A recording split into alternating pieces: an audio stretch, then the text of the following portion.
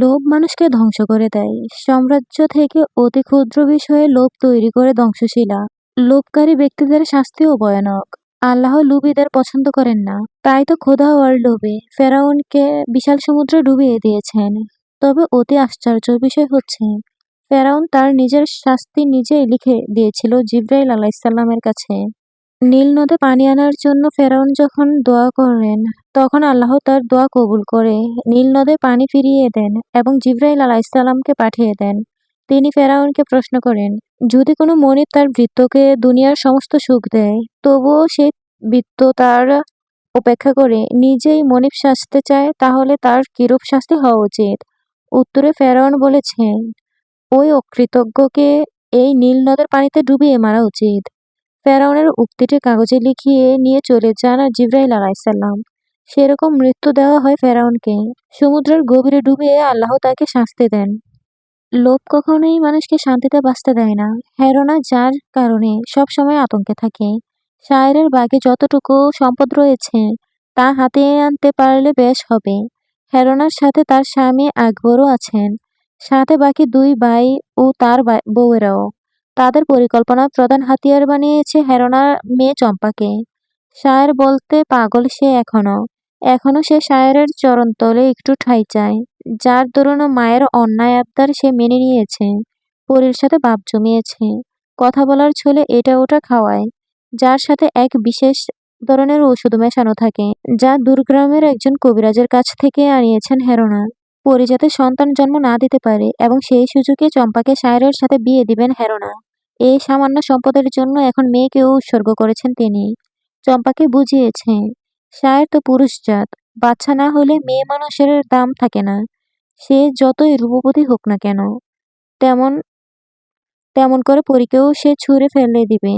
তারপর চম্পার সাথে শায়েরের বিয়ে দেবেন। চম্পাও খুশি মনে তা মেনে নিয়েছে। মায়ের পরিকল্পনা অনুযায়ী কাজ করছে সে।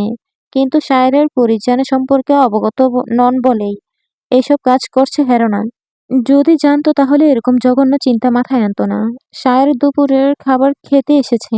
উঠোনে পরীর পরনে শাড়ি দেখে অবাক হলো সে। কেননা শায়ের ফেরা না পর্যন্ত পরী গোসল করে না। শায়ের যেদিন তাকে বলেছিল তার সবচেয়ে মোহনীয় রূপ হচ্ছে যখন সে গোসল করে কাপড় মেলতে যায়। সেই দৃশ্যটা শায়েরকে উপভোগ করানোর জন্য দুপুরের শায়ের ফেরার পর পরী গোসলে যায়। তাহলে আজকে হলো কি পরীর? ঘরে আসতেই দেখলো পরী নামাজ পড়ছে। শুক্রবার বিদায় আজ একটু তাড়াতাড়ি এসেছে শায়ের। সে ভাবছে এখনো তো নামাজের সময় হয়নি। পরক্ষণেই ভাবলো হয়তো নফল নামাজ পড়ছে। তাই শায়েরও চলে গেল গোসলে। তারপর সেও চলে এলো মসজিদে জুমার নামাজ পড়তে। শুক্রবার দুপুরের পর বাড়িতে থাকে শায়ের। নামাজ শেষে ফিরে এসে দেখে পরী অন্যমনস্ক হয়ে বসে আছে। শায়ের পরীর পাশে বসে বলে, আপনার কি মন খারাপ পরী যান? হঠাৎ শায়েরের কথা চমকে উঠে পড়ে। কোনো এক ধ্যানে মগ্ন ছিল সে। শায়েরের কথাতে ধ্যান ভঙ্গ হলো তার। আপনি কি বাড়ির জন্য চিন্তিত? না, তেমন কিছু না। আপনার চোখ দেখে মনের ভাবনা কিছুটা বুঝতে পারছি। আপনি কি বাড়িতে যেতে চান? তাহলে নিয়ে যাব। না, বাড়িতে আমি যাব না। কদিন হলে এসেছি। আমার কিছু হয়নি। তাহলে আপনার মুখে হাসি নেই কেন পরিজান? আমি যেই হাসিটা দেখার জন্য ছুটে আসি সেই হাসিটা আজ কেন দেখতে পেলাম না? আপনি কি আমার কাছে সুখী নন পরিজান? পরি তৎক্ষণাৎ শায়েরের হাত মুঠোয় নিয়ে বলে, আপনি ছাড়া আমি পৃথিবীর সবচেয়ে ধনী ব্যক্তির কাছেও সুখী থাকতে পারবো না। তাই এই প্রশ্ন আপনি কখনই করবেন না। পরম যত্নে স্ত্রীর গালে হাত রাখলো শায়ের। তারপর বলল, তাহলে আমার থেকে কিছু লুকাবেন না, সব বলুন, ভালো লাগবে। পরি শায়েরের হাত জড়িয়ে ধরে কাঁধে মাথা রাখে। বলে, আপার বাচ্চাকে দেখেছেন? কি সুন্দর, তাই না? পরীর মনোভাব সব বুঝে গেল শায়ের। সেও হাত ধরে পরীর। তারপর বলল, আপনার চাই তাই তো? ফুপু বলেছিলেন একটা বাচ্চার কথা, কিন্তু একটু চুপ থেকে পরি বলে, আচ্ছা আমি কি মা হতে পারবো না? আল্লাহ চাইলে সব পারেন পরিজান। আপনি ধৈর্য ধরুন, আল্লাহ আপনার সাথে আছেন। কখনো আর এই চিন্তা করবেন না। অনেক দিন তো পার হয়ে গেল, আমার কিছু ভালো লাগছে না। আর ফুপু? বুঝেছি, ফুপু আপনাকে চাপ দিচ্ছে তাই তো? না, ফুপুরও তো মন চায়, তাই না? তাছাড়া আমিও চাই। এত চিন্তা করবেন না। আপনাকে মনমরা হয়ে থাকতে দেখে আমার ভালো লাগে না। আমার পরিজনকে সব সময় হাসি খুশি দেখতে চাই। পরীকে বুকে জড়িয়ে ধরে স্বস্তির নিঃশ্বাস ফেলল শায়ের। না জানি কখন একটা বাচ্চার জন্য পরীকে কথা শুনতে হয়। ভাবনাটা সেটা নিয়ে নয়। ভাবনাটা হলো পরী তখন কিভাবে নেবে বিষয়টা। নিশ্চয়ই কঠিনভাবে প্রতিবাদ করবে। তখন না অশান্তির সৃষ্টি হয়। মন ভালো করার জন্য পরীকে নিয়ে ঘুরতে বের হলো সায়ের। গ্রামের পথে প্রায়শই যায় ওরা। তবে আজকে রাতে বের হয়েছে ওরা। সুধাকরের আলোতে ঝলমল করছে ধরণী। রাস্তাঘাট স্পষ্ট দেখা যাচ্ছে। সেই সাথে হাতে হাত রেখে হাঁটছে সেই সাথে হাতে হাত রেখে হেঁটে চলছে সায়ের পরী। আলতো করে সায়েরের বাহু ধরে রেখেছে পরী। রাতে তো কেউ রাস্তাঘাটে খুব একটা আসে না। ফাঁকা রাস্তাটা দুজনে বেশ উপভোগ করছে। সাথে পরীর মনটাও ভালো হয়ে গেছে।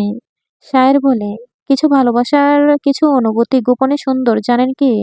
না তো, আপনার কাছে প্রথম শুনলাম। আপনার প্রতি আমার সকল অনুভূতি ভালোবাসা সবই ছিল গোপন। কখনো ভাবিনি আপনি আমার ভাগ্যে আছেন। আমি চাঁদের আশা করিনি। চাঁদের আলোতেই খুশি ছিলাম। কিন্তু বিধাতা যে আকাশসহ চাঁদটাকেই আমাকে দিয়ে দিলেন। চাঁদের থেকে চোখ সরিয়ে পরীর দিকে তাকিয়ে শায়ের বলে, যে রাতে আপনাকে প্রথম দেখেছিলাম খুব দীর্ঘ একটা রাত ছিল। আপনাকে দেখার পর কাক ভেজা চোখ নিয়ে শুধু অস্থিরতায় ছটফট করেছিলাম বাকি রাতটুকু। আপনাকে আরেকটিবার দেখার জন্য ব্যাকুল হয়েছিলাম। কিন্তু সেই দেখা দিলেন বিয়ের রাতে। কত অপেক্ষা করিয়েছেন আমাকে ভাবতে পেরেছেন? কিন্তু আপনার চোখে কখনোই সেই অনুভূতি দেখিনি মালি সাহেব। কিভাবে এত সব গোপন রাখেন আপনি? আমার সবচেয়ে গোপন জিনিসটা কি জানেন? মাথা নেড়ে না বুঝায় পড়ি। শায়ের তখন পকেট থেকে কিছু একটা বের করে। চাঁদের রূপালি আলোতে চিকচিক করে উঠল নূপুরটা। পরি এবার ভীষণ অবাক হলো।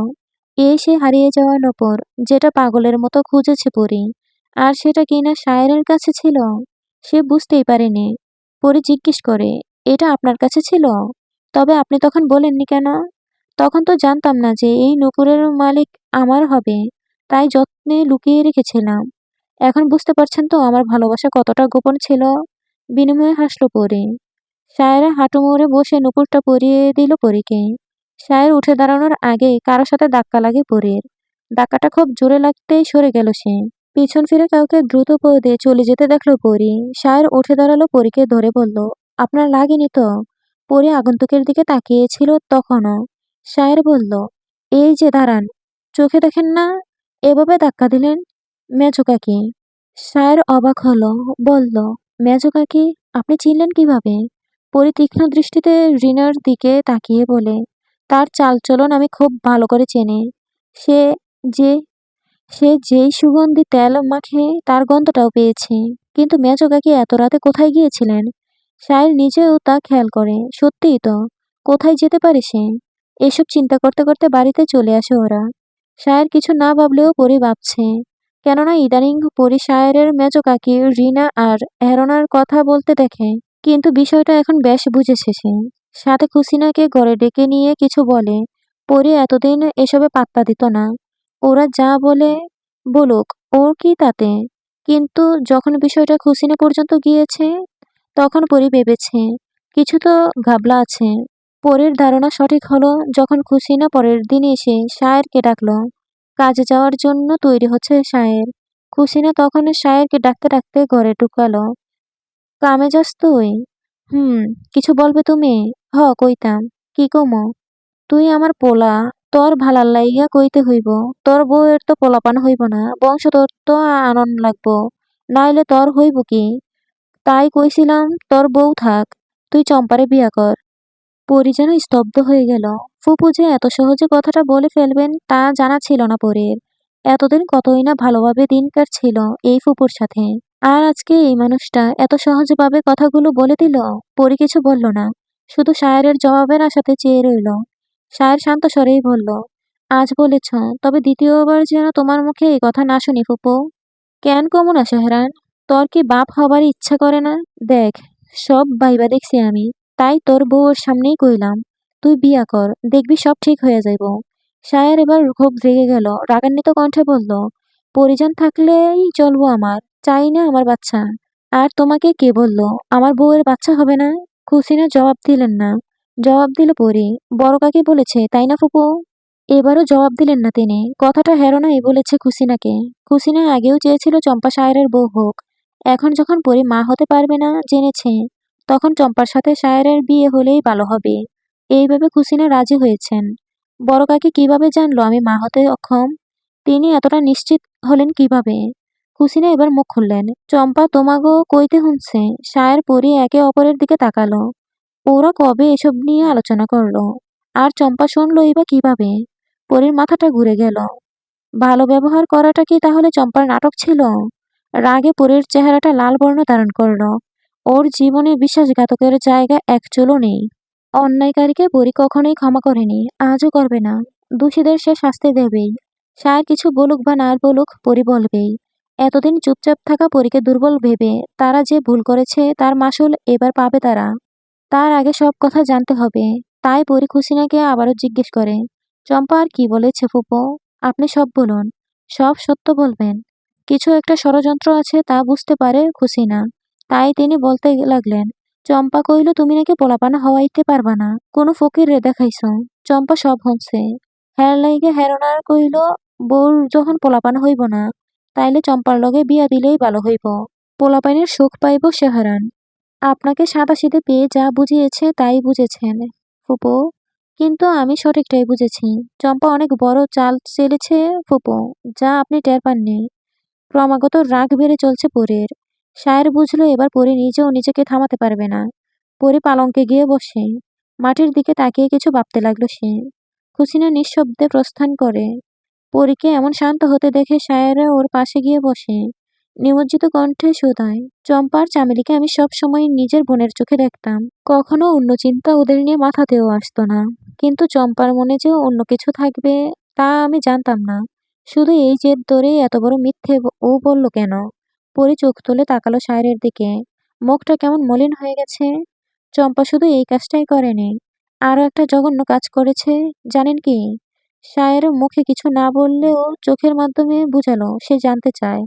পরি বলল, কাল রাতে ওটা মেজো কাকিই ছিল। আমার সাথে ধাক্কা লাগাতে তিনি অনেকটা ভয় পায়। সেটা আমি তখনই বুঝেছি। কিন্তু কারণটা আমি আজ সকালে বুঝলাম। বালিশের তল থেকে একটা কাচের শিশির বের করে পড়ি। সেটা শেয়ারের দিকে তুলে ধরে বলে, মেজো কাকি কাল এটা ফেলে গিয়েছিল। আপনি খেয়াল না করলেও আমি খেয়াল করেছি। এটার মধ্যে একটা ওষুধ আছে। কিন্তু তা কিসের সেটা আমি জানতাম না। তাই চামেলিকে দিয়ে ওসমান ফকিরের কাছে পাঠিয়ে জানতে পারি সব। আমি যাতে মা হতে না পারি সেজন্য একটু একটু করে আমাকে খাইয়েছে চম্পা। আমি অনেক আগেই খেয়াল করেছি সব কাকিরা আমাকে নিয়ে কিছু বলেন, আমার ক্ষতি করতে চান। কিন্তু এসবে যে চম্পারও হাত আছে তা জানতাম না।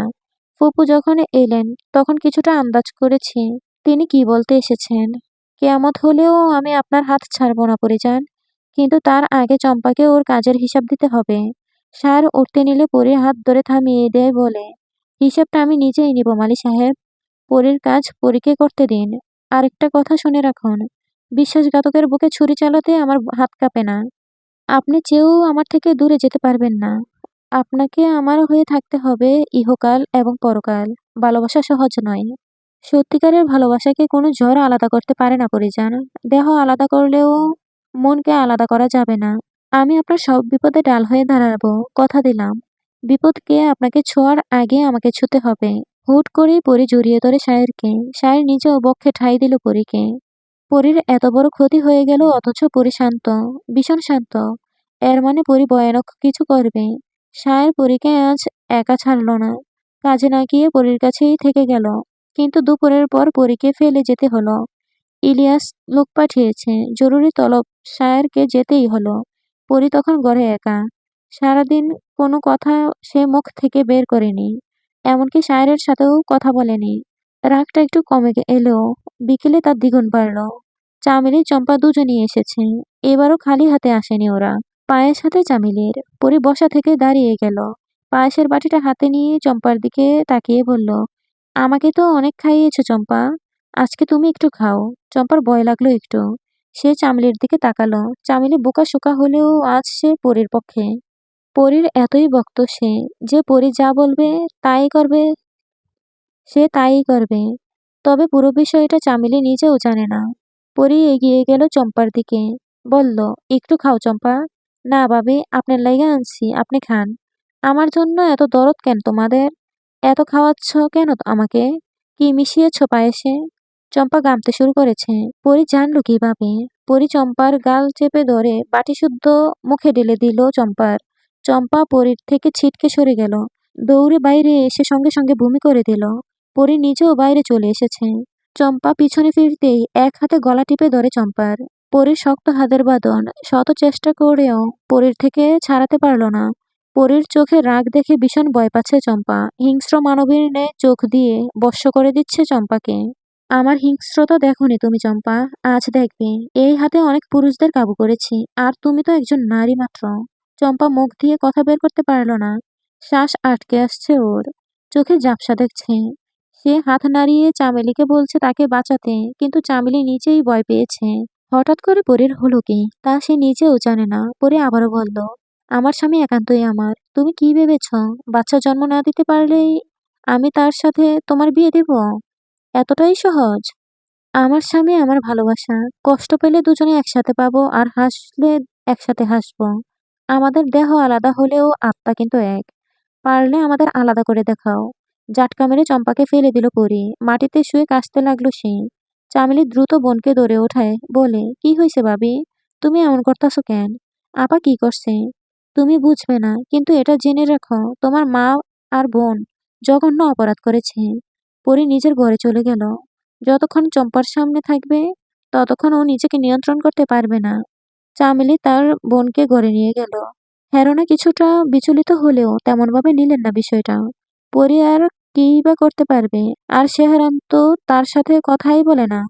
তবুও রাতে তিনি দুই যাকে ঘরে ডাকলেন গভীর পরামর্শ করতে।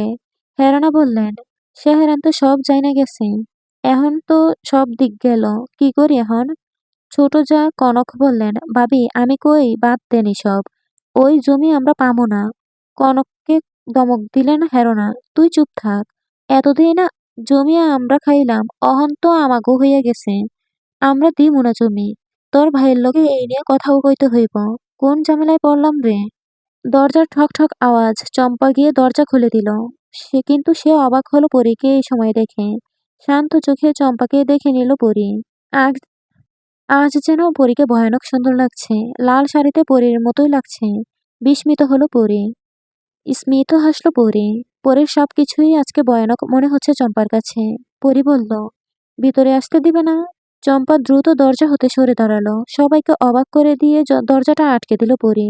হেরোনা বলল, দরজা আটকাও কেন তুমি? জবাব না দিয়ে পরী চম্পাকে বলে, আমাকে বসতে দাও, সব কথা দাঁড়িয়ে বলবো নাকি? জল চৌকি এনে বসতে দিল পরীকে। পরী শান্ত স্বরেই বলল, আমাকে ওই ওষুধ খাওয়ানোর পিছনে কারণটা কি শুধুই চম্পা, নাকি আরো অন্য কারণ আছে? কথাটা বলে হেরোনার চোখে চোখ রাখে পরী। হেরোনা জবাব দিল, তোমারে এত কথা কমু না, ঘরে যাও।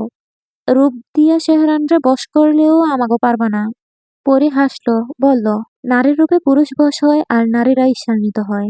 আমি সত্য জানতে চাই, বলে ফেলুন। না হলে। এই মাইয়া কি করবা তুমি? মারবা নাকি? সাহস তো কম না। পরী সোজা হয়ে বসে। তারপর বলে, আমি যখন খুন করি তখন আমার বয়স 13 বছর। তাহলে ভেবে দেখুন, 13 বছরের একটা খুন করেছি। আর এখন 4টা খুন করার সাহস আছে আমার মধ্যে। হেরোনা নড়ে চড়ে বসলো। পরী কি সত্য বলছে, নাকি ভয় দেখাচ্ছে? অতটুকু মেয়ে মানুষ মারবে কিভাবে? সে বলে, মস্করা করতেছো আমাকে লগে? আমি কি আপনার বেয়াই লাগি যে মজা করব? এই হাতে দা তুলে নিছিলাম সেদিন। শুয়োরের বাচ্চাটারে গাড়ে এক কোপ মারতেই সে শেষ। ওর রক্তে ভিজেছে সেদিন। পরীর কথা শেষ করবার আগে বজ্রপাতের শব্দ এলো। পরিবাদে সবাই কেঁপে উঠল। বিকেল থেকেই আকাশে মেঘ ছিল। এখন হয়তো বৃষ্টি হবে, সেই আভাস দিচ্ছে প্রকৃতি। পরে আবারও বলতে লাগলো, তবে আমার সবচেয়ে খারাপ লেগেছিল কেন জানেন? ওর গাড়ি থেকে মাথাটা আলাদা করতে পারিনি বলে। মেজাজটাই খারাপ হয়ে গেল। পরীর কথাগুলো সবাইকে ভয় পাইয়ে দিল। তবে কেউ কোনো কথা বলল না দেখে পরে আবারও বলল, আপনাদের এসব কেন বলছি তার কারণ জানতে চাইবেন না? কারণ হলো এবারের মতো আপনাদের ক্ষমা করলাম, কিন্তু পরের বার কিছু করার আগে নিজের ঘাড়ের কথা চিন্তা করবেন। এখন বাকি কারণটা কি ভালোভাবে বলবেন, নাকি শ্বাসনালী চেপে ধরে কথা বের করতে হবে? কনক খুন খারাপই ভয় পায় খুব। পরীর কথাটা সে বিশ্বাস করে ফেলেছে। তাই সব সত্য বলতে লাগলো গড়গড় করে। হেরোনা চেয়েও আটকাতে পারে না। হেরোনার এখনো পরীর কথা পুরোপুরি বিশ্বাস করতে পারেনি। কিন্তু চম্পার কেন জানি মনে হচ্ছে পরী সত্য বলছে। পরি আজ যেভাবে ওর গলা চেপে ধরেছিল, মনে হচ্ছে আজ সে মরেই যাবে। ওই হাতে নিশ্চিত কাউকে মেরেছে পরি। কনকের কথা শুনে পরি বলে, এতটুকু সম্পদের জন্য আপনারা একটা মেয়েরও মাতৃত্ব কেড়ে নিলেন? বাহ, খুব ভালো। এর থেকে আরো বেশি সম্পদ পাবেন আপনারা। আমি দেব। তবে তার সাথে আমার মাতৃত্ব ফিরিয়ে দিতে পারবেন? ইতিমধ্যে বৃষ্টি শুরু হয়ে গেছে। সবাই চুপ করে আছে। শুধু বৃষ্টি পড়ার শো শো শব্দ ভাসছে চারদিকে। পরি সবার দিকে তাকিয়ে আছে। এবার সে দরজার শব্দে সেদিকে তাকায়। দরজা খুলে চম্পা। বাইরে থেকে শায়ের কণ্ঠস্বর শোনা গেল। ঘরে চলুন পরিজান। পরি কথা না বলে ঘরে থেকে বের হয়ে গেল। ঘরে যেতে যেতে অনেকটাই ভিজে গেল পরি। শায়ের আরো বেশি ভিজে গেছে। আড়ত থেকে ফিরতে ফিরতে ভিজে জুবুথুবু সে। পরীকে ঘরে না দেখে শায়ের বুঝে গেছে সে কোথায় থাকতে পারে। ঘরে আসতেই শায়ের বলল, আপনি ওই ঘরে কেন গেছিলেন? আপনি ওই ঘরে কেন গিয়েছিলেন? আর কখনোই যাবেন না। পরি কথা বলল না। চুপচাপ গামছা এনে শায়েরের মাথা মুছতে লাগলো সে। শায়ের নিজেও চুপ রইল। একটু পরে বলে উঠল, আপনি কাকে খুন করেছেন পরিজান? আপনি আপনি সব শুনেছেন দেখছি। এটা বলবেন না যে আপনি ভয় দেখানোর জন্য বলেছেন। আমি আপনার কথাতে বুঝেছি আপনি সত্য বলেছেন। প্রসঙ্গ পাল্টে ফেলে পরি। বলে, সুরমা পড়লে আপনাকে এত ভালো লাগে কেন মালি সাহেব? আপনার সব সৌন্দর্য কেন ওই চোখে ঢেলে দিয়েছে বিধাতা? আমার যে নেশা ধরে যায়। আমি আপনাকে কিছু জিজ্ঞেস করেছি। আমাকে আজ ভালোবাসা দিবেন মালি সাহেব? আগের থেকে আরো বেশি ভালোবাসা চাই আমার। পরীকে কেমন উন্মাদ মনে হচ্ছে শায়েরের। আজকের ঘটনাটা ওকে কেমন যেন গড়ে ফেলে দিয়েছে। শায়ের বলল, আপনার কি হয়েছে পরিজান? শরীর খারাপ করেছে? আপনার ভালোবাসার অসুখ আজীবন থাকবে আমার। আমাকে সুস্থ করতে কোনোদিন পারবেন না আপনি। কথা শেষ করতেই শায়েরের বুকে ডলে পড়ে পরি। শায়ের পরীকে কোলে তুলে নিল সাথে সাথেই। এইবার সে খেয়াল করলো পরীর সম্পূর্ণ চুল ভেজা। শরীরে জ্বরে পড়ে যাচ্ছে। সন্ধ্যাবেলা কলপাড়ে গিয়ে ইচ্ছেমতো ভিজেছে পরি। মাতৃত্ব হারিয়ে ফেলেছে সে। এটা কিছুতেই মানতে পারছে না। আর কি কখনো মা হওয়া সম্ভব কি পরির পক্ষে? বেশি ভেজার কারণে শরীরে জ্বর নেমে এসেছে। তারপর আজকের ঘটনা পরীর মস্তিষ্কে বেশ গভীরভাবে আঘাত করেছে। যার জন্য উল্টাপাল্টা বকছে। পরীকে পালঙ্কে শুইয়ে দিয়ে কাঁথা টেনে দিল শায়ের। সে নিজেও উঠতে গেলে পরীর হাতটা টেনে ধরে। হারিকেনের টিমটিম আলোতে শায়ের খেয়াল করে অস্থির চিত্ত নয়নে তাকিয়ে আছে পরী। জ্বরে ফর্সা মুখখানা রক্তিম বর্ণ ধারণ করেছে। অসম্ভবভাবে কাঁপছে ঠোঁট দুটো। পরী কম্পিত কণ্ঠে বলে, আপনার সব ভালোবাসা আমাকে দিন না মালি সাহেব, যাতে আপনার কাছ থেকে আর কেউ ভালোবাসা না চায়। সবাই যেন খালি হাতে ফিরে যায়। আপনার সব ভালোবাসা শুধু আমার কাছে থাকবে। পরীর মাথায় হাত বুলিয়ে দিল শায়ের। বলল, আপনার শরীরে জ্বর এসেছে পরিজান। আপনি একটু চুপ করে শুয়ে থাকুন। পরি হাতটা আরো শক্ত করে চেপে ধরে বলে, না, আমি ঠিক আছি। কেন পাগলামি করছেন? আমি কখনোই আপনাকে ছেড়ে যাব না। একটু শান্ত হন। আপনাকে ছেড়ে যেতে কখনো দিলে তো যাবেন। শায়ের পরীর থেকে হাত ছাড়িয়ে পরনের ভেজা পাঞ্জাবিটা খুলে ফেলে।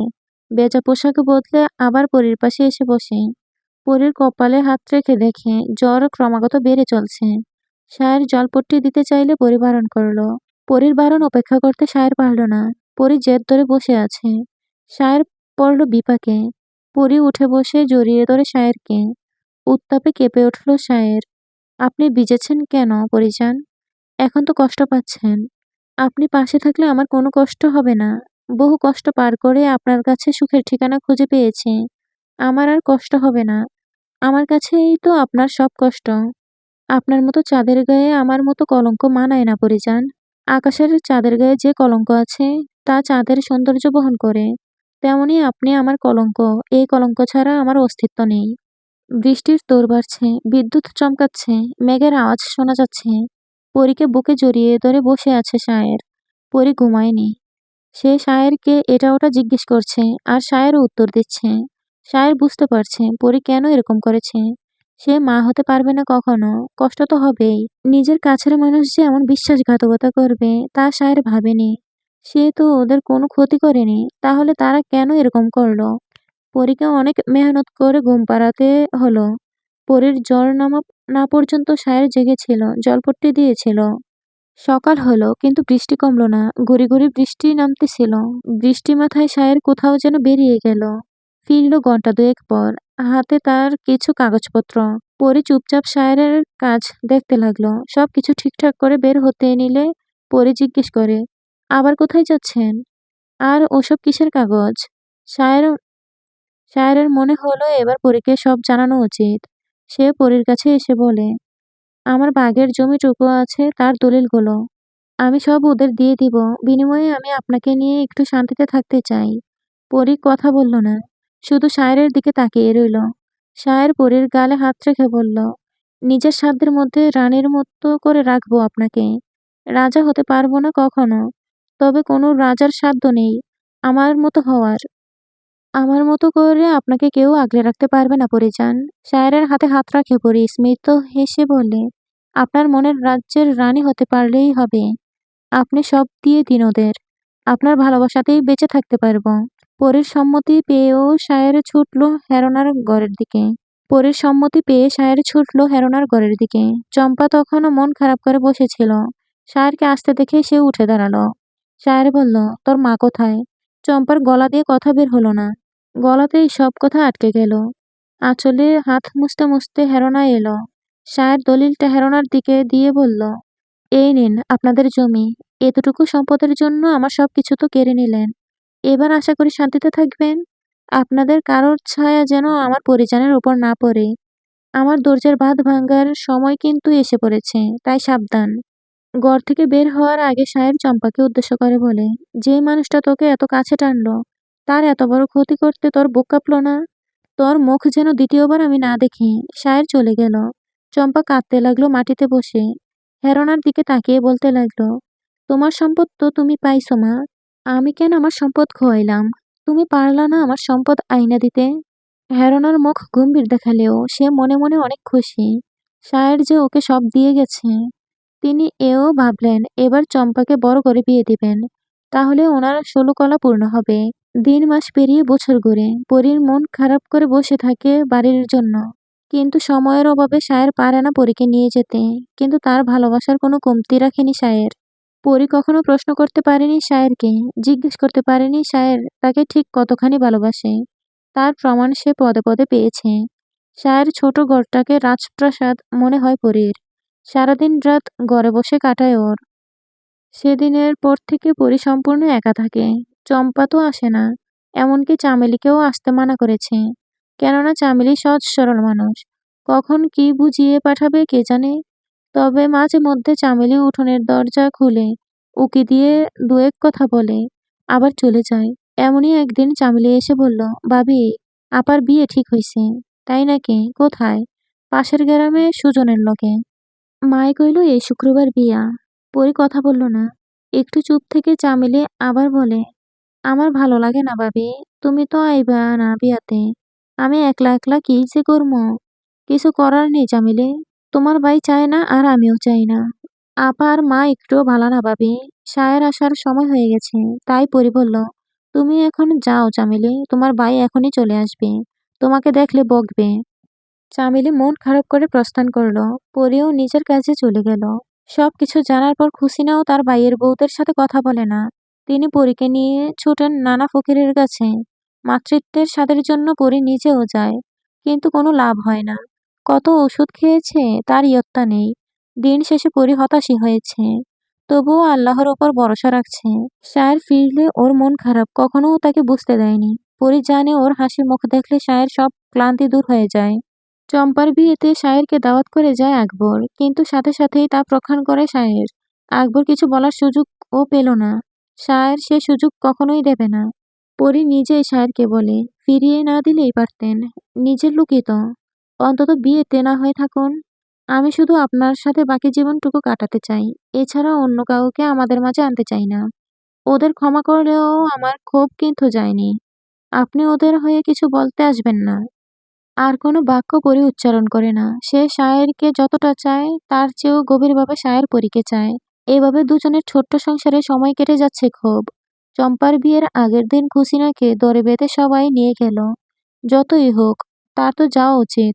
একমাত্র ফুপু বলে কথা। শায়ের নিজেই খুসিনাকে যেতে বলেছে। শায়ের তাই সন্ধ্যা হতেই বাড়িতে এসে পড়েছে। না হলে পরী একা হয়ে যাবে। হঠাৎই চম্পা ছুটে আসে এবং জাপটে ধরে শায়েরকে। আকস্মিক ঘটনাতে সায়ের নিজেকে সারানোর বদলে চুপ করে দাঁড়িয়ে থাকে। চম্পা কাঁদতে কাঁদতে বলে, মাফ করে দাও শেহরান ভাই, আমি মার কথায় সব করছি। আমি তো ইচ্ছা কইরা কিছু করি নাই। আমি তো তোমারে চাই, এমনি চাইরা দিও না। আমি বিয়ে করতে চাই না, মইরা যাবো আমি।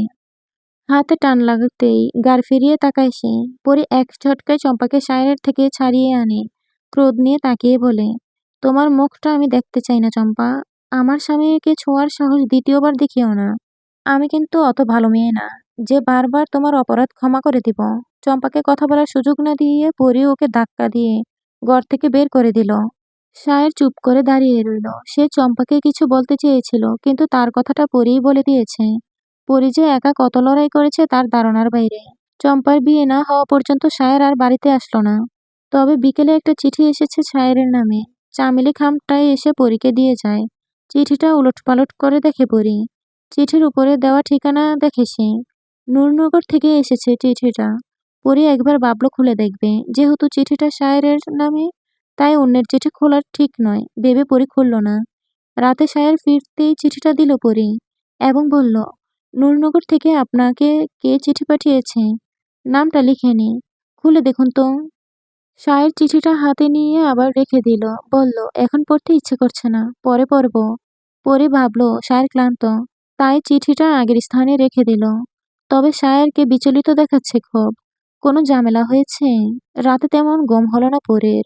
ভয়ানক একটা স্বপ্ন দেখে জেগে উঠল সে। গ্লাসের সবটুকু পানি খেয়ে ক্ষান্ত হলো পরি। ঘন ঘন নিঃশ্বাস ফেলতে ফেলতে সায়েরের দিকে তাকালো। একটু আগেই সে স্বপ্নে দেখেছে কয়েকজন কালো মুখোশধারী লোক তার কাছ থেকে সায়েরকে টেনে হিঁচড়ে কোথাও নিয়ে যাচ্ছে। তারপর ওর হাত পা বেঁধে রেখেছে। একজন হাতে করে দাঁড়ালো অস্ত্র নিয়ে এসে যেই না সায়েরের গলায় বসাতে যাবে, ঠিক তখনই ঘুম ভাঙে পরীর। সে ঘামছে খুব। এমন বাজে স্বপ্ন সে কখনোই দেখেনি। সায়ের যাতে টের না পায়, তাই সে আবারও শুয়ে পড়ল। শক্ত করে সায়েরকে জড়িয়ে ধরে বিড়বিড় করে বলল, আপনাকে কখনো হারাতে দেব না। আমাকে বিলীন করে হলেও আপনার অস্তিত্ব আমি টিকিয়ে রাখবো।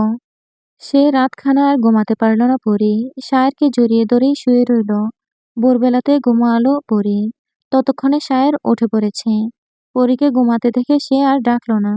ফুপুকে ডাকতে মানা করে দিল। পরি ঘুম থেকে উঠে সায়েরকে পেল না। সে বুঝল তার স্বামী নিজ কাজে চলে গেছে। সায়ের জানে পরি প্রায় রাতেই নির্ঘুমে কাটায়। তার কারণ পরীর বিষণ্ণতা। পরি আজও তার মাতৃত্ব নিয়ে মন খারাপ করে।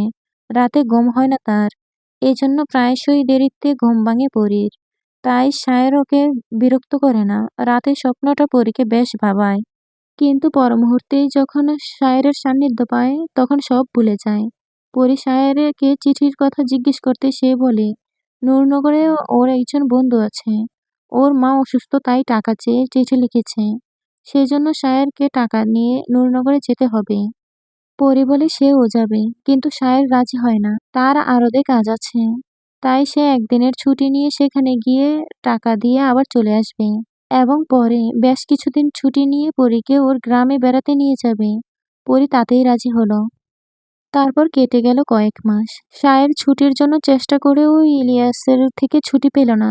পরি নিজেও অপেক্ষা করে ছুটির জন্য। ঈদ ছাড়া সায়ের বোধহয় আর ছুটি পাবে না। তাই পরীর অপেক্ষা করা ছাড়া আর কিছুই করার নেই। এমন এমনি একদিন দুপুরবেলা সায়ের দুপুরের খাবার খেয়ে বেরিয়ে গেছে। পরি উঠোনের কোণে বসেছিল। হঠাৎই সে থমকে গেল পরিচিত একটা মুখ দেখে। জুম্মান বলে দৌড়ে গেল তার কাছে, খুশি হয়ে বলে, জুম্মান কেমন আছিস? আমি খুব খুশি হয়েছি তোকে দেখে। জুম্মানের হাবভাব দেখে পরির ভালো লাগলো না। কেমন ফ্যাকাশে হয়ে আছে মুখটা। পরি জিজ্ঞেস করলো, কি হয়েছে জুম্মান? সব ঠিকঠাক আছে তো? বাড়ির সবাই ভালো আছে? থমথমে গলায় জুম্মান বলে, বড় আম্মার অসুখ করছে আপা, ডাক্তার কইছে বাঁচবো না। তোমারে নিয়ে যাইতে কইছে, তুমি যাইবা না? পরি মুহূর্তেই চুপ হয়ে গেল। অবিশ্বাস্য লাগলো জুম্মানের কথাগুলো। তবে পর মুহূর্তে মায়ের জন্য মনটা কেঁদে উঠল পরীর। চোখ থেকে নোনা জল গড়িয়ে পড়ল। সে বলল, কি হইছে আম্মার?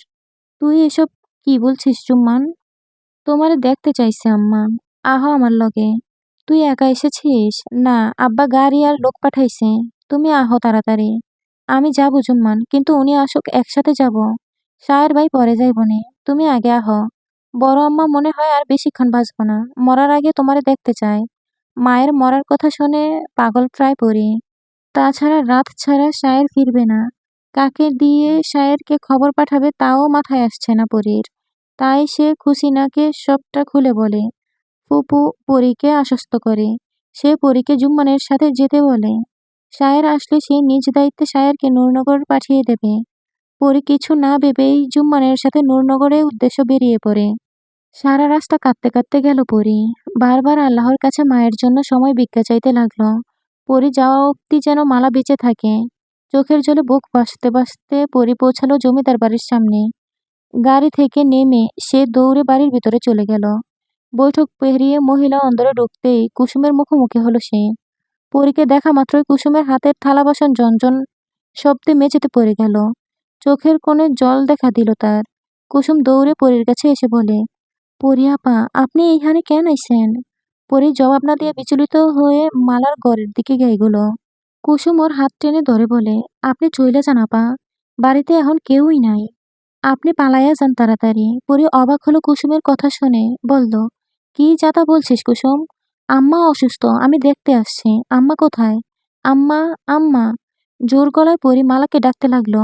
রূপালী ঘর থেকে ছুটে এলো। পরীকে দেখে সে পরীর হাত চেপে ধরে বলে, পরী, তুই এখানে এসেছিস কেন?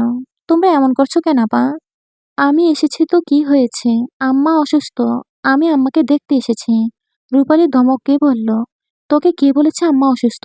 জুম্মান গিয়েই তো আমাকে বলল। তারপর আমি জুম্মানের সাথে চলে এলাম। রূপালী ভয় পেয়ে গেল। চোখ দিয়ে পানি গড়িয়ে পড়ল ওর। সে বলল, তার মানে শায়ের তোর সাথে আসেনি? একা কেন এসেছিস তুই? এখন কি হবে? রূপালী ভীত চোখে এদিক ওদিক তাকাচ্ছে। ভয়ে রীতিমতো কাঁপছে সে। এমন সময় মালাকেও দেখা গেল। সে পরীর গলার আওয়াজ পেয়ে এসেছে। মালাকে দেখে পরী দ্রুত পদে তার কাছে গেল।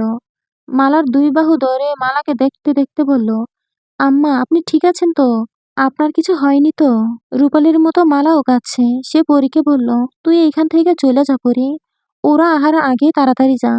পরী আর পারছে না। সবাই কেন ওকে চলে যেতে বলছে? মালাকে দেখে তো সুস্থ মনে হচ্ছে। তাহলে জুম্মান কেন ওকে মিথ্যে বলে আনলো? পরী চিৎকার করে বলল, তোমরা সত্যিটা বলবে? কি হয়েছে? আম্মা যখন সুস্থ তাহলে জুম্মান মিথ্যে বলে আমাকে আনলো কেন? আর এখন আমাকে পালাতে বলছে কেন? এই বাড়িতে হচ্ছে কি? রূপালী পরীর হাত টেনে নিজের দিকে ফিরিয়ে বলে, পরে শুনিস ওসব কথা। আগে নিজের জীবন বাঁচা। তুই এক কাজ কর, ছাদে গিয়ে যেভাবে আগে বাড়ির বাইরে যেতিস সেভাবে চলে যা। বাইরে এখন কড়া পাহারা। রূপালীর পরীর হাত টানতে লাগলো, কিন্তু পরী এক পাও নড়ল না। সে আজকে সব জেনেই ছাড়বে। সে বলে উঠল, আমি যাব না আপা। আগে তোমরা আমাকে বলো সব, না হলে আমি কোথাও যাব না। বেশি কথা না বলে নিজের ঘরে যাও পরী। আফতাবের কণ্ঠস্বর শুনে পিলে চমকে গেল সবার। শুধুমাত্র পরী স্থির দাঁড়িয়ে রইল। কুসুম থালা বাসন উঠিয়ে চলে গেল। মালা আর রূপালী আগের এনে দাঁড়িয়ে রইল। পরী আফতাবের নিকট গিয়ে বলে, আমাকে বলুন কি হয়েছে? আম্মা তো সুস্থ আছে। তাহলে জুম্মান মিথ্যে বলল কেন? সব সত্যি আমি জানতে চাই। তোমাকে সব বলা হবে এবং আজ রাতেই সব জানতে পারবে তুমি। সব জানতে হলে এখন ঘরে যাও। পরী নিজ ঘরে গেল না। আজ তার প্রশ্নের জবাব চাই চাই। তাই সে কড়া গলায় বলল, আমি কোথাও যাব না, আমাকে বলুন কি হয়েছে। আফতাব এগিয়ে গেল মালার দিকে। এক হাতে গলা চেপে ধরে বলে, মেয়েকে থামা। শেষ সময় ওর এত কথা সহ্য হচ্ছে না। পরী বিস্মিত নয়নে তাকালো নিজের জন্মদাতা পিতার দিকে। এ কোন রূপ দেখাচ্ছে আফতাব? রূপালী দেয়াল ঘেঁষে দাঁড়িয়ে কাঁদছে। মালার শ্বাস আটকে আসছে। পরীর এতক্ষণে হুঁশ ফিরল। সে দৌড়ে গিয়ে নিজের সর্বশক্তি দিয়ে ধাক্কা দিল আফতাবকে। ছিটকে দূরে সরে যায় আফতাব। মালাকে বুকে জড়িয়ে ধরে বলে, আম্মা, আপনি ঠিক আছেন তো? মালা ঘন ঘন শ্বাস ছাড়তে ছাড়তে মাথা নাড়ল। পরী আফতাবের দিকে তাকিয়ে বলে, আপনার হইছে কি আব্বা? আম্মার গায়ে হাত তুলছেন কেন? আফতাব কথা বলে না। পরীর সাথে এখন তিনি পেরে উঠবেন না। তাই তিনি অন্দর ত্যাগ করলেন। আফতাব যেতেই রূপালী মালার কাছে এসে জোরে জোরে কাঁদতে লাগলো। আর বলতে লাগলো, কোন অভিশাপ লাগলো আম্মা? আমাদের জীবনটা এমন হলো কেন? সত্যিগুলো চোখের আড়ালে থাকলে কীই বা হতো আম্মা? রূপালী কাঁদছে আর পরী দেখছে। সে প্রশ্ন করতে করতে হাঁপিয়ে গেছে। তাই অবুঝ নয়নে মা আর বোনকে দেখছে সে। রূপালী হঠাৎ কান্নার বেগ কমিয়ে পরীকে বলে, তুই না প্রশ্ন করেছিলি কি হয়েছে? সবচেয়ে সত্যি কথাটা আজ তোকে বলবো। পরীর চাহনিতে রূপালীর চোখের পানি মুছল, তারপর বলল, যে সুখান পাগলকে তুই চিনিস সে আর কেউ নয়, সে হচ্ছে রাখাল। পরী, আমাদের সোনা আপার রাখাল। মালাকে আলতো করে ধরে বসেছিল পরী। রূপালীর কথা শুনে শরীরের সম্পূর্ণ বর ছেড়ে দিয়ে মেঝেতে বসে পড়ল। সোনা আপা রাখালের সাথে পালাতে পারেনি পরী, আর না পেরেছে সংসার করতে। সোনা আপা তো রাস্তার ধারে কদম গাছের নিচে ঘুমিয়ে আছে পরী। আপার রাখাল ওকে এখনো পাহারা দিচ্ছে। আব্বা তার নিজের হাতে তার মেয়ের ভালোবাসা আর মেয়েকে কবর দিয়েছে। কথা বলার শক্তি পরী হারিয়ে ফেলেছে। ওর জানা মতে সোনালী রাখালের সাথে দূরে অজানায় চলে গেছে, কিন্তু সোনালীর গল্পটা যে এখনো নূরনগরে রয়ে গেছে তা আজ জানতে পারলো পরী। বারবার ওর চোখের সামনে সোনালীর হাসি মুখটা ভেসে উঠল। পরী সবচাইতে বেশি ভালোবেসেছিল সোনালীকে, তাই ওর মৃত্যুর খবরটা আঘাত আনছে পরীর বুকে। সে অস্ফুট স্বরে বলে উঠল, ওই খবরটা সোনা আপার, আর সুখানি রাখাল। রূপালী পরীর কথাটা শুনে মালাকে জড়িয়ে ধরে। মালাও একসাথে দুই মেয়েকে জড়িয়ে ধরে। তবে কিছুক্ষণ কেউ কোনো কথা বলে না। সন্ধ্যা নেমে এসেছে ততক্ষণে। তখনই অন্দরে ৬-৭ জনের মতো পুরুষ প্রবেশ করলো। তাদের মধ্যে আফতাবও আখির আছে। আফতাবকে দেখে মালা পরীকে শক্ত করে জড়িয়ে ধরে। চিৎকার করে বলে, দোহাই লাগে আপনার, আমার পরীরে ছাইরা দেন। ও আপনার কোনো ক্ষতি করব না। ওরে আমি শায়েরের কাছে পাঠাইয়া দেবো। ও কোনোদিন এই গ্রামে আসবো না। তোর মেয়েরে ছেড়ে দেই, আর ও আমাদেরকে শেষ করুক। আমি কি আর এই ভুল করি? আফতাব হুকুম করলো পরীকে দড়ি দিয়ে বাঁধতে। পরী হুঁশ হতবিম্বল হয়ে সব দেখতে লাগলো। ওর নিজের পিতা ওকে মারার জন্য লোক এনেছে, কিন্তু ওর অপরাধটা কি? মালা শক্ত করে পরীকে ধরে আফতাবের কাছে অনুরোধ করছে। রূপালী বাবার পা ধরে মাফ চাইছে বারবার। দুজন লোক এগিয়ে এসে মালার কাছ থেকে পরীকে ছাড়িয়ে নিল। তারপর দু হাত দড়ি দিয়ে শক্ত করে বাঁধল। বাধা দিল না পরী। সে একবার মালাকে দেখছে, আরেকবার রূপালীকে ও আফতাবকে। লোকটা টেনে তুলল পরীকে। পরী এবার বাধা দিল না, বলল, আমাকে টেনে নিয়ে যেতে হবে না, আমি নিজেই যাচ্ছি। পরী মালার সামনে গিয়ে বলে, কাঁদবেন না আম্মা, জানি না কোন কারণে আপনার স্বামী আমাকে মারতে চাইছে। আজ তো সব উত্তর আমি পেয়ে যাব। আমি আসি। যাওয়ার আগে পরী রূপালীকে ওর নিকাবটা নামিয়ে দিতে বলে। রূপালী তাই করে এবং জড়িয়ে ধরে পরীকে। লোকগুলো সময় না দিয়ে পরীকে নিয়ে গাড়িতে তোলে। গাড়ি থেকে নামার পর পরী বুঝতে পারে এটা ওদের বাগান বাড়ি। বড় বড় পাঁচিল দেওয়া চারপাশে। বাইরে কড়া পাহারা, ভেতরে সাধারণ কারো ঢোকা নিষেধ। পরী এও বুঝতে পারল যে আজ এই বাড়ির ভেতর থেকে ওর জীবিত ফেরা অসম্ভব। বরাক্রান্ত মন নিয়ে ভেতরে পা রাখে পরী। একটা করে নিয়ে যাওয়া হলো পরীকে। তারপর একটা চেয়ারে বসিয়ে দেওয়া হলো। পরী চারদিকে চোখ বুলায়। ঘরটাতে একটা লম্বা টেবিলে আর কয়েকটা চেয়ার ব্যতীত আর কিছুই নেই। নিশ্চুপ রইল পরী। লাঠির ঠক ঠক শব্দে চোখ তুলে সামনে তাকালো পরী। নৌশাদকে সামনে দেখে অবাক হলো না। সবচাইতে অবাক হওয়ার কথা হলো ওর বাবা ওকে মারতে চায়, সেখানে নৌশাদ কি? নৌশাদ চেয়ার টেনে পরীর মুখোমুখি বসলো। হাতের লাঠিটা মেঝেতে রাখলো। তারপর পরীর দিকে তাকিয়ে হেসে বলল, বাহ, এখনো দেখছি মুখটা ডেকে রেখেছ। রূপটা কি শুধু শায়েরকেই দেখাবে? আমিও তো অপেক্ষা করেছি। আমাকে একটু দেখাবে না? না থাক, একটু পর এমনিতেই দেখতে পাবো। তোমার লাশটা তো আমাকেই কবর দিতে হবে। পরীকে চুপ থাকতে দেখে নৌশাদ মাথা চুলকে বলল, সাহসী পরী, আজকে চুপ কেন? খুন করবে না? সুশীলকে তো এক নিমিষেই শেষ করে দিলে। সাহস আছে তোমার, কিন্তু তোমার বড় বোন সোনালীর খুনের শাস্তি দেবে না? শুধু সোনালীর খুনি কেন, পালক আর বিন্দুর খুনিকে শাস্তি দিবে না? পরী সোজা হয়ে বসে বলে, পালক? ডাক্তার আপা পানিতে ডুবে মরেনি? গড় কাঁপিয়ে হাসে নৌশাদ, বলে, তুমি কি বোকা পরী? কিছুই দেখছি জানো না। ঠিক আছে, আমি সব বলছি। অন্তত মরার আগে তোমার সব জানার অধিকার আছে। পালকের কথার পরে বলি, আগে আসি বিন্দুর কথায়। বিন্দুর মৃত্যুর রহস্য কিছুটা তো জানা তোমার।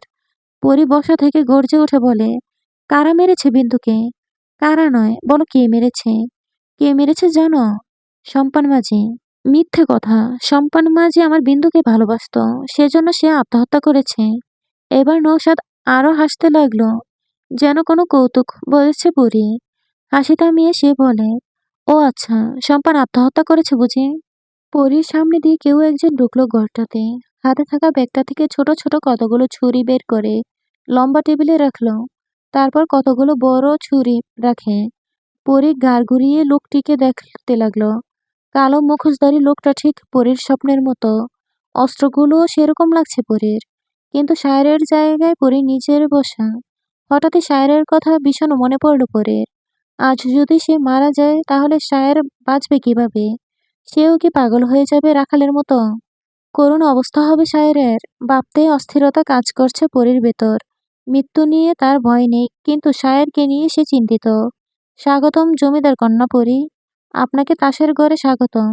আবারও পরিচিত কণ্ঠস্বর শুনে চোখ বন্ধ করে ফেলে পরী।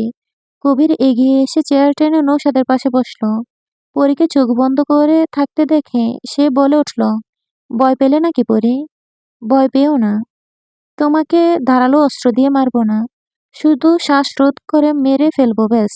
বেশি কষ্ট হবে না তোমার। কবিরকে থামিয়ে নৌশাদ বলে, আরে ভাই থামো। আগে পরীকে সব সত্য জানতে দাও। মরার আগে সব জানা দরকার পরীর। নৌশাদ পরীর দিকে তাকিয়ে হাসলো। বলল, আমি যেন কি বলছিলাম? হ্যাঁ, সম্পান। না থাক, শুরুটা শুরু থেকেই করি তাহলে। লম্বা শ্বাস নিল নৌশাদ, তারপর বলতে শুরু করে, শুরুটা হোক ফুলমালাকে নিয়ে। মানে তোমার মা। তোমার কাকা তোমার মায়ের সাথে কি করেছে আদৌ তা আমার জানা নেই। তবে এটা জানি, সে মোটেও ভালো কাজ করেনি। আসলে বলো তো কি, নারীর সৌন্দর্য সব থেকে বেশি আকৃষ্ট করে পুরুষকে। যেমনটা ফুল আকর্ষিত করে নারীকে।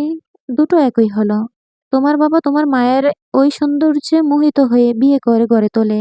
ভোলা ভালা মেয়েটাকে যেভাবে ঘোরাতো ঠিক সেভাবেই ঘুরতো। তোমার মায়ের এই সৌন্দর্য তার কাল হয়ে দাঁড়ালো। সেই কাল আর কেউ নয়, স্বয়ং তোমার কাকা। কিন্তু মানতে হবে, তোমার মা ঠিকই নিজেকে বারবার বাঁচিয়ে নিয়েছিল। এটা তোমার আর রূপালী ভাবির চোখে না পড়লেও সোনালীর চোখে ঠিকই ধরা পড়তো। তখন তোমরা ছোট ছিলে বিধায় কিছু বুঝতে না। তবে সোনালী বুঝতো। তাই সে বারবার আক্রমণাত্মক হয়ে উঠত। এমনকি তোমার কাকাকে অনেকবার মারার চেষ্টা করেছিল। আর তোমার বাবা সব জেনেও এর কোনো প্রতিবাদ করতে পারতো না। কেননা তারা দুজনেই মরণ নেশায় আসক্ত হয়ে আছে। সেটা পরে বলবো। এখন আসি সোনালীর কথায়। কোমল মেয়েটার মৃত্যু যে ভয়ানক ছিল পরেই। নৌশাদকে এবার কবির থামিয়ে দিল। সে হেসে বলল, আমার সোনালীর গল্পটা আমিই বলি, তুই থাম। চমকালো পরী। আমার সোনালী বলতে কি বুঝাতে চাইছে কবির তা বুঝার চেষ্টা করলো, কিন্তু সে বুঝতেই পারছে না। পরীকে চিন্তিত দেখে কবির বলে, আরে পরী, এত ভাবছি কেন? আমি তো সব বলছি। আমার সোনালী বলছি কেন জানো? কারণ সোনালীর সাথে আমার বিয়ে ঠিক করেছিল তোমার বাবা, কিন্তু সে তো পালিয়ে গেল। মনটা আমার ভেঙে গিয়েছিল তখন। সোনালীর জন্য খুব কষ্ট হচ্ছিল এই বুকে। বুকে হাত দিয়ে কান্নার অভিনয় করে কবির। গ্রিনে মুখ ফিরিয়ে নিল পরী। বলল, আসল রূপটা যখন প্রকাশ্যে এনেই ফেলেছেন, তাহলে এত ভনিতা না করে সব বলে ফেলুন। ঠিকই বলেছ। তবে কি বলতো, সোনালী না বড্ড বোকা ছিল। তাই তো ধরা পড়ে গেল। তারপর কি হলো জানো পরী? রাখালকে ইচ্ছে মতো মারলো তোমার বাবার গোলামরা। সাথে আমিও ছিলাম। আমার মনের মানুষকে আমার থেকে যে কেড়ে নিল, তাকে কিভাবে আমি এমনি এমনি ছেড়ে দেই? সোনালীকে তোমার বাবাই নিজ হাতে গলা টিপে হত্যা করেছিল সেদিন। আমি আর নৌশাদ হাত পা চেপে ধরেছিলাম শুধু। তারপর আমার আর নৌশাদের উপর দায়িত্ব পড়ে সোনালীকে কবর দেওয়ার। রাখালকে জীবিত রাখালকে জীবিত রাস্তার ধারে কদম গাছের সাথে বেঁধে রাখি। ওর তখনও জ্ঞান ছিল। তবে মারার ফলে নেতিয়ে পড়েছিল রাখাল। সোনালীকে ওর চোখের সামনে হত্যা করা হয়। ছেলেটা অনেকবার অনুরোধ করেছিল যেন সোনালীকে ছেড়ে দিই, তাহলে ও অনেক দূরে চলে যাবে। কখনো সোনালীর ছায়াও মারাবে না। কিন্তু এত ভালোবাসা তো সহ্য হলো না তোমার বাবার, তাই মেরে দিল। তবে মানতে হবে পরি, সোনালী অসম্ভব রূপবতী ছিল। রূপালীর থেকেও সোনালী বেশি সুন্দর ছিল। এমন সৌন্দর্যে ডুব না দিলে কি হয় বলো? মরে যাওয়ার পর সোনালী যেন আরো আবেদনময়ী হয়ে উঠেছে। তাই আর লোভ সামলাতে পারলাম না। নিজের ইচ্ছে মিটিয়ে নিলাম সোনালীর থেকে, তাও রাখালের সামনেই। কিন্তু সে দেখা ছাড়া কিছুই করতে পারেনি। বেচারা রাখাল। তবে নৌসাদও কিন্তু সেদিনে সোনালীকে ছাড় দেয়নি। যাকে এত ভালোবাসলো তাকে না পাওয়ার বেদনায় সে পাগল হয়ে গেল রাখাল। তারপর রাখালকে পদ্মার ওপারে রেখে এলাম, যাতে সবাই এটা জানতে পারে সোনালীর সাথে রাখাল পালিয়ে গেছে। কিন্তু রাখাল পাগল প্রেমিক মরা মেয়েটার টানে ফিরে এলো। তবে ওর চেহারাটা চেনার উপায় নেই, জঙ্গলে ভরে গেছে পুরো মুখ। কবির আর নৌশাদ হাসছে, পরীর চোখ থেকে জল পড়ছে, ঠোঁট কামড়ে রাগ দমন করার চেষ্টা করছে সে। হাতের বাঁধন এই মুহূর্তে খোলা থাকলে সে এখনই দুটোকে শেষ করে দিত। পরক্ষণেই মনে হলো ওর পা দুটো তো খোলাই রয়েছে, তাই সর্বশক্তি দিয়ে নৌশাদের বুক বরাবর লাথি মারতেই চেয়ার থেকে সে পড়ে গেল। কিন্তু কবিরকে লাথি মারার আগেই কবির পরীর পা ধরে ফেলে এবং দড়ি দিয়ে পা দুটো বেঁধে ফেলে। নৌশাদকে টেনে তুলে আবার চেয়ারে বসায়। পরী চিৎকার করে বলে, কাপুরুষের দল, একটি মেয়ের সাথে লড়াই করার জন্য এত মানুষ এসেছিস? ভয়ে তার হাত পা বেঁধে রেখেছিস? সাহস থাকলে হাত পা খুলে দে। রাগে ফুঁসছে পরী। জোরে জোরে শ্বাস প্রশ্বাস ওঠানামা করছে ওর। খুনের নেশা ধরে গেছে। নৌশাদ চেয়ারে বসে বলল, শালির দম আছে, ইচ্ছে করছে সব জাল মিটিয়ে দেই। আমাদের জন্য বিপজ্জনক বলেই জমিদার ওকে মারতে বলেছে। একটু পর কথা বলার মতো অবস্থায় থাকবে না।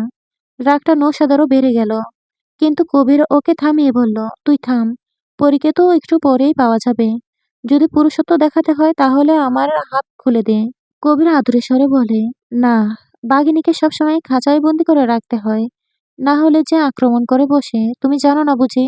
মুখ ফিরিয়ে নিল পরী। ওর চোখ ভরা ঘৃণা। আজকে যদি পরী কোনো রকমে বেঁচে ফেরে তাহলে ওদের একটাকেও ছাড়বে না। নিজের জীবন যায় যাক, অন্তত দু চারটাকে শেষ করে শান্তি পাবে তো। কিন্তু এখান থেকে বাঁচবে কিভাবে পরী? মনে মনে সে প্রার্থনা করতে লাগলো, আল্লাহ যেন এই শয়তানের শাস্তি দিতে ওকে বাঁচিয়ে রাখে। কবির নিজেই চেয়ারটাতে বসে পড়ল। পরীর দিকে তাকিয়ে বলতে লাগলো, এইটুকুতে উত্তেজিত হলে চলবে পরী? আরো অনেক কিছু শোনা বাকি তোমার। রূপালীর কথা তো এখনো কইলামই না। কবির নিজের চেয়ারটা টেনে পরীর আরেকটু কাছে গিয়ে বসে তারপর বলে, রূপালীর জন্যই তো তুমি সুশীলকে মেরেছিলে। তাতে কোনো সমস্যা নেই, কিন্তু সুশীলের হাতে রূপালীকে তোমার কাকা তুলে দিয়েছিল। তিনিই চিঠি পাঠিয়েছিল রূপালীর কাছে। তিনি খুব ভালো করেই রূপালী আর সিরাজের সম্পর্কের কথা জানতেন, তাই সুশীলের সাথে চুক্তি করেই তিনি সব করেছিলেন। আর তারপর তোমার হাতে সব শেষ। আমরাই সুশীলের লাশটা গায়েব করেছিলাম। অন্দর থেকে যেহেতু মহিলাদের বের হওয়া নিষেধ, তাই তোমার দুই মা আর কাজের লোকেরা আমাদের চিনত। কিন্তু তোমরা তিন বোন চিনতে না আমাদেরকে। তোমার কাকা আখিরের হাত আছে, এই কথাটা তুমি জানতে পারলে রূপালী আর আমার বিয়ের দিন, এবং সেদিনই তুমি তাকে আঘাত করে বসলে। মারতে মরতে মরতে সে বেঁচে গেলেও তোমার জহুরির নজর থেকে সে বাঁচল না। বারবার তুমি তাকে মারার পরিকল্পনা করলে, কিন্তু বরাবরের মতোই ব্যর্থ হলে। সেজন্য এখন তোমাকে বাঁচিয়ে রাখা আর যাবে না। মরতে তোমাকে হবেই। সাপকে যতই দুধ কলা খাওয়াও না কেন, সে ছোবল দিবেই। তোমার বাবা বেশ বুঝেছে। যদি তুমি কোনোদিন জানতে পারো যে সোনালীর মৃত্যুর কারণ, তাহলে তুমি তাকে মারতে দ্বিধাবোধ করবে না। এজন্য বারবার তোমার মরার পরিকল্পনা সে করেছে। আর বিন্দু, বিন্দুকে কে মেরেছে সত্যি করে বলুন। এবার নৌশাদ বলে উঠল, সে তো তোমাকে প্রথমেই বললাম, তোমাদের প্রিয় সম্পান মাঝি তোমার প্রিয় বিন্দুকে মেরেছে। আমি বিশ্বাস করি না। বিন্দুকে একজন নয়, অনেকগুলো লোক মেরেছে। আমি নিজে উপস্থিত ছিলাম সেদিন ওই জঙ্গলে। অনেক লোকের উপস্থিতি আমি সেদিন পেয়েছিলাম। নৌশাদ হু হু করে হেসে উঠল। বিশ্রী সে হাসি দেখে গা গুলিয়ে উঠে পরীর। হাত পা ছোটাছুটি করেও বাঁধন ছিঁড়তে পারল না। চোখের সামনে যা দেখো তা কি সব সত্যি পরী? তুমি হয়তো জানো না, ওই দিন বিন্দুর সাথে তোমাকেও মারার পরিকল্পনা ছিল। যাই হোক, শুরু থেকেই বলি, না হলে তুমি কিছু বুঝতে পারবে না। কানাইকে মনে আছে তোমার? মনে করে বলো তো। হুম, বন্যার সময় আমাদের বাড়িতে চুরি করতে এসেছিল। পরীকে বাকিটা বলতে না দিয়ে নৌশাদ বলে, আর তুমি তাকে ধরেছিলে। শুধু তাই নয়, কানাইকে চুরির সাজা থেকে বাঁচিয়েছিলে। কিন্তু পরী, এখানেও তুমি বোকার পরিচয় দিয়েছ। কানাই সেদিন চুরি করতে না, তোমাকে খুন করার জন্য গিয়েছিল। তোমার বাবা ওকে পাঠিয়েছিল, কিন্তু তুমি তাকে ধরে ফেললে এবং তোমার বাবা বিচারের নাটক সাজালো। তারপর তুমি এসে কানাইকে বাঁচালে। আহ, কি বুদ্ধি তোমার! তোমার বুদ্ধির তারিফ করতে হয় পরী। এবার আসি সম্পানের কথায়। শুধুমাত্র তোমাকে মারার জন্য। তোমার প্রাণপ্রিয় সখীর সাথে ভালোবাসার নাটক করেছে সম্পান। ওহ, পরি, তোমাকে তো আসল কথাই বলা হয়নি। নৌশাদ কিছুক্ষণ বাবার অভিনয় করে বলে, শেখরকে সরিয়ে তোমাকে সায়রার হাতে তুলে দেওয়া হয়েছে কেন জানো? শুধুমাত্র তোমাকে খুন করার জন্য।